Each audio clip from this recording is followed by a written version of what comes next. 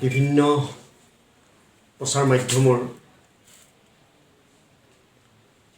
সংবাদদাতা বন্ধুসকল, আপোনালোকক সকলোলৈ মই শ্ৰদ্ধা জনাইছোঁ। আজি বিশেষভাৱে আপোনালোকক আমন্ত্ৰণ কৰি মই আনিছোঁ। যোৱাকালি মহাবিদ্যালয়ৰ অধ্যক্ষ কক্ষত এজন ছাত্ৰই আহি যি অশোভনীয় আচৰণ কৰিলে আৰু সেই সম্পৰ্কত ইতিমধ্যে বিভিন্ন সামাজিক মাধ্যমত বিভিন্ন মিডিয়াৰ যোগেদি বাতৰি প্ৰচাৰ কৰিছে। এই বাতৰি সম্পূৰ্ণ মিছা আৰু ভুৱা বাতৰি, আৰু সেইকাৰণে আপোনালোকৰ জৰিয়তে আজি মই যোৱাকালি ঘটনাটোৰ সবিশেষ তথা পুংখানুপুংখ বিৱৰণ দিবৰ কাৰণে, সত্যতাটো জনাবৰ কাৰণে আপোনালোকক মাতিছোঁ। আপোনালোকৰ মিডিয়াৰ মাধ্যমৰ যোগেদি যেন বাতৰিটো ৰাইজক জনায় এই কথাটো, আৰু মহাবিদ্যালয়খনৰ সন্মান যাতে অক্ষুণ্ণ থাকে তাৰ বাবে মই আপোনালোকক অনুৰোধ জনাইছোঁ। যোৱাকালি ঘটনাটো হ'ল কি, মই মোৰ অফিচ কক্ষত বিভিন্ন অফিচিয়েলি কাম কৰি আছিলোঁ। সেই সময়তে আমাৰ দুজন সতীৰ্থ ডক্টৰ বুধিন গগৈ আৰু মিষ্টাৰ নৰনাৰায়ণ বুঢ়াগোহাঁই আহিলে। তেওঁলোকৰ লগত মই বিজ্ঞান শাখাৰ চৰকাৰীকৰণৰ সম্পৰ্কত কথা বতৰা পাতি আছিলোঁ। যোৱাকালিৰ ঘটনাৰ কেন্দ্ৰবিন্দু বুবুল দলে নামৰ ছাত্ৰজন আহি সভাকক্ষত মোৰ কক্ষত প্ৰৱেশ কৰিলেহি। তেওঁ আহি মোক ক'লে যে ছাৰ কথা এটা আছে। মই তেতিয়া সুধিলোঁ তেওঁক, কাৰণ তেওঁ যোৱা 13/9/2021 তাৰিখত এখন দৰখাস্ত বিশ্ববিদ্যালয়ৰ পৰীক্ষা নিয়ন্ত্ৰকলৈ মই ফৰৱাৰ্ড কৰি দিছিলোঁ, কাৰণ তেওঁ বিষয় এটা এডমিটত ছাবজেক্ট এটা ভুলকৈ হৈ আহিছে। তেওঁ জনাইছিল যে তেওঁ হেনো আছিল কম্পিউটাৰ এপ্লিকেশ্যন, জেনেৰিক ছাবজেক্ট হিচাপে হৈ আহিল ইনফৰ্মেশ্যন টেকন'লজি। ৰেজিষ্ট্ৰেশ্যন ফৰ্মত উল্লেখ কৰে সেইমতে তেওঁলোকৰ পৰীক্ষাত ছাবজেক্ট আহে।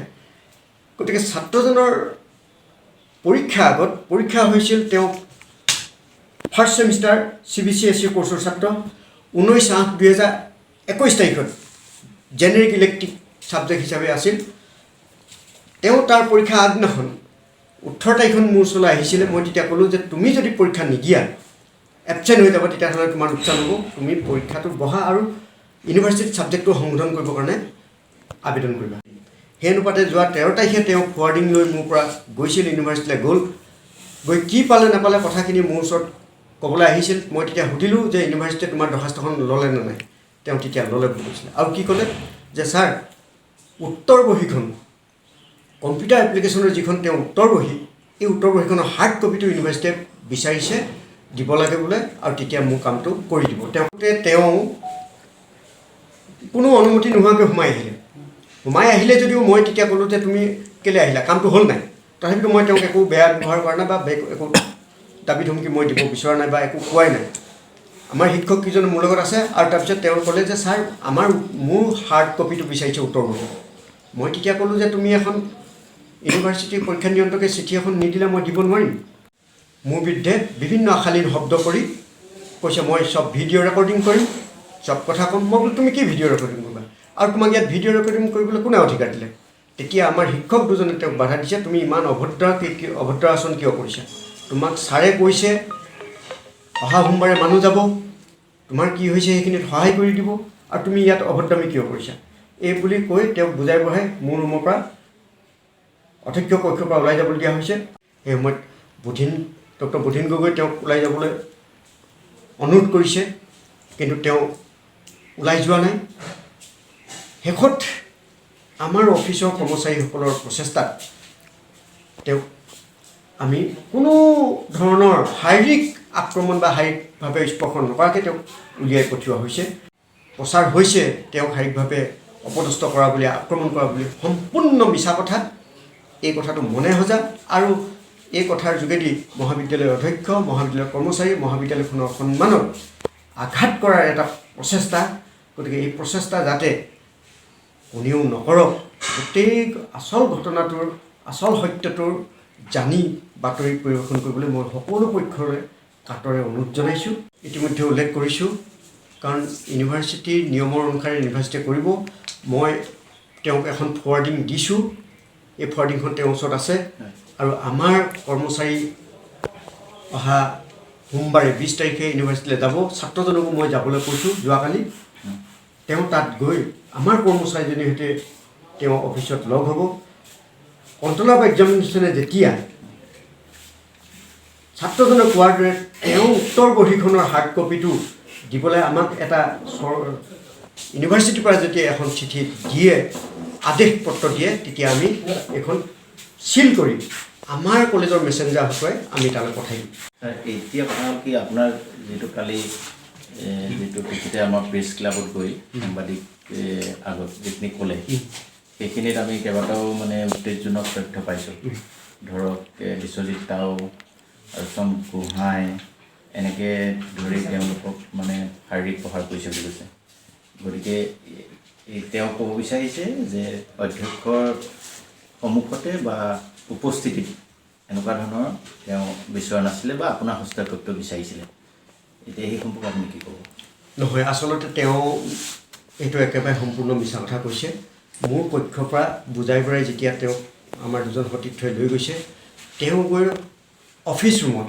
আশালীন আচৰণ কৰি মোবাইল ৰেকৰ্ডিং কৰি আমাৰ কাম কৰি থকা মানুহকেইটাক তেওঁ অতিষ্ঠ কৰিছিলে আৰু সম্পূৰ্ণ হেৰি আৰু তেওঁলোক দুইজন মিচিং সম্প্ৰদায়ৰ মানুহ তেওঁলোকৰ ভিতৰত যদি কিবা ব্যক্তিগতভাৱে কথা বতৰা হৈছে সেইটো আমি কেতিয়াও নাজানো কোৱা তেওঁ কিবা পাইছিল কথাটো মোক লিখিত দিব লাগিছিল মোক জনাবহি লাগে তেওঁকতো মই ছাত্ৰজনক মই বাৰে বাৰে কৈছোঁ যে আগৰ এটা ডেটত কিমান তাৰিখত গৈছিলে বিশ্বজিৎ তাও শেৱালি কিমান তাৰিখত গৈছিলে আমি অফিচলৈ পঠাইছিলোঁ তাৰ আগত আমাৰ মানুহ কোন ছেমিষ্টাৰ মাৰ্কছ 6 ছেমিষ্টাৰ পৰীক্ষাৰ মাৰ্কছ জমা দিবলৈ যাওঁতে CD সৈতে ৰেকৰ্ড পাতি জমা দিবলৈ যোৱা সময়ত যেতিয়া ছাত্ৰজন প্ৰথম মোৰ ওচৰলৈ আহিছিল তেওঁক মই এপ্লিকেশ্যনখন লিখি মোৰ ফৰৱাৰ্ডিঙৰ যোগেদি মই দিবলৈ কৈছিলোঁ অফিচত আৰু আমাৰ অফিচৰ মানুহ যাব ইউনিভাৰ্চিটিলৈ তেওঁ লৈ যাব তেওঁ সেই সময়ত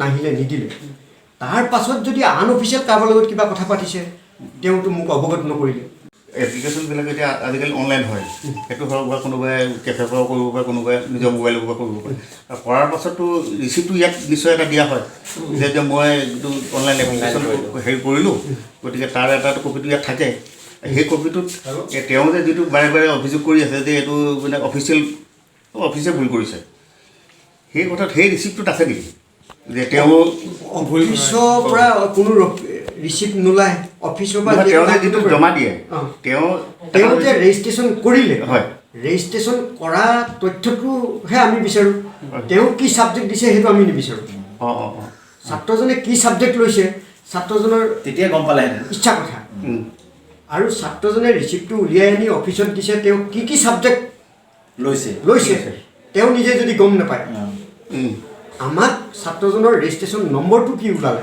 সেইটোহে লাগে আমি কৈছোঁ মাতি আনি যে চোৱা এই কথাটো তুমি যিদৰে ভাবিছা অফিচিয়েলি ইমান সহজ নহয় অহা সোমবাৰে আমাৰ অফিচৰ বিশ্বজিৎ তাওক মই অফিচিয়েলি পঠিয়াম কেৰাণী তোমাৰ ওচৰত মই ফৰৱাৰ্ডিং কৰা দৰখাস্তখন আছে তুমি দৰখাস্তখন লৈ ইউনিভাৰ্চিটিলৈ যাবা বিশ্বজিৎৰ ফোন নম্বৰটো তুমি সংগ্ৰহ কৰি লোৱা তাত তোমালোকে ইউনিভাৰ্চিটিত গৈ লৈ গৈ কণ্ট্ৰলাৰৰ ওচৰলৈ যাবা কণ্ট্ৰলাৰে কি কয় দুইজনে অনুৰোধ কৰিবাগৈ আৰু কামটো কৰাৰ ক্ষেত্ৰত যিখিনি যাৱতীয় প্ৰচেষ্টা ল'ব লাগে মই প্ৰিন্সিপাল হিচাপে অফিচৰ পৰা যিখিনি কৰিব লাগে সেইখিনি মই সম্পূৰ্ণ তোমাক কৰি দিম সঠিক সময়ত উপযুক্ত চিকিৎসাৰে বহু জৰুৰীকালীন আৰু দুৰ্ঘটনাগ্ৰস্ত ৰোগীৰ জীৱন ৰক্ষা কৰিব পাৰি সেয়েহে যিকোনো মেডিকেল এমাৰ্জেঞ্চিৰ ক্ষেত্ৰত পলম নকৰি ডাইল কৰক GNRC 180034500011 জৰুৰীকালীন চিকিৎসাৰ ক্ষেত্ৰত ৰাইজক সকাহ দিয়াৰ বাবে GNRCত এতিয়া প্ৰথম 24 ঘণ্টাৰ বাবে বিনামূলীয়া চিকিৎসা সেৱাৰ ব্যৱস্থা কৰা হৈছে এই আঁচনিৰ অধীনত ৰোগীৰ পঞ্জীয়ন আৰু ভৰ্তিকৰণ ICU CT scan X-ray ECG oxygen অপৰিহাৰ্য তেজৰ পৰীক্ষা 38 বিধ দৰৱ আৰু চিকিৎসাৰ সামগ্ৰী বিনামূলীয়া হ'ব সকলোৰে বাবে স্বাস্থ্য সকলোৰে মুখত হাঁহি 34 বছৰে আপোনালোকৰ সেৱাত উৎসৰ্গিত GNRC কোৱালিটি ভ্যালু ট্ৰাষ্ট